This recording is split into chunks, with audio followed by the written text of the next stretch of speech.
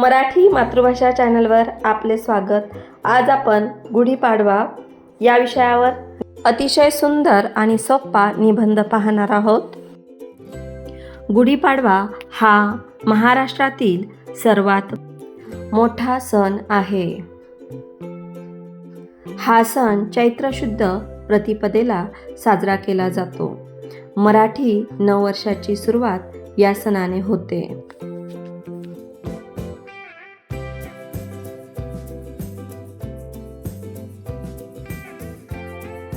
हा सण हिंदू धर्मातील 3.5 मुहूर्तापैकी एक मानला जातो। या दिवशी निसर्गात नवे चैतन्य येते, झाडांना नवी पालवी फुटते आणि सगळीकडे आनंदाचे वातावरण असते। गुढीपाडव्याशी अनेक कथा जोडलेल्या आहेत।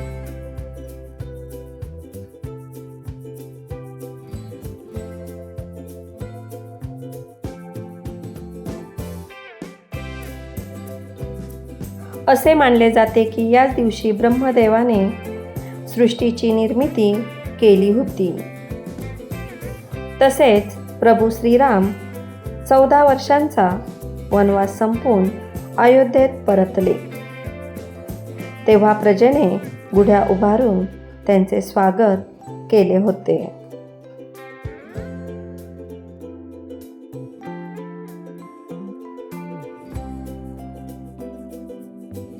गुढीपाडव्याच्या दिवशी घराची स्वच्छता करून दारात रांगोळी काढली जाते।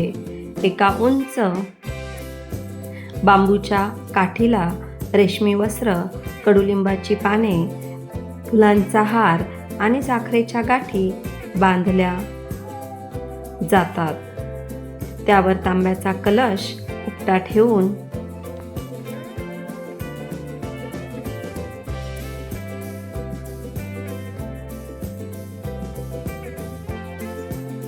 ती गुढी घराबाहेर किंवा खिडकीत उंच ठिकाणी उभारली जाते।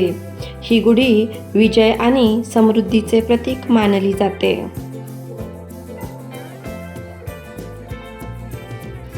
या दिवशी पहाटे कडुनिंबाची पाने खाण्याची परंपरा आहे, जी आरोग्यासाठी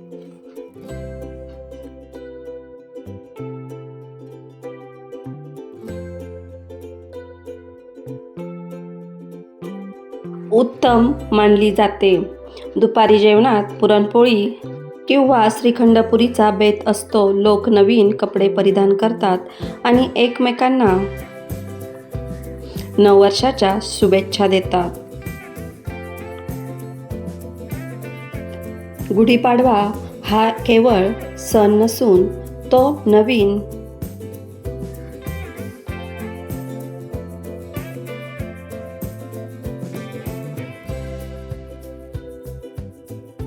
अशा उत्साह आणि प्रगतीचा मार्ग आहे।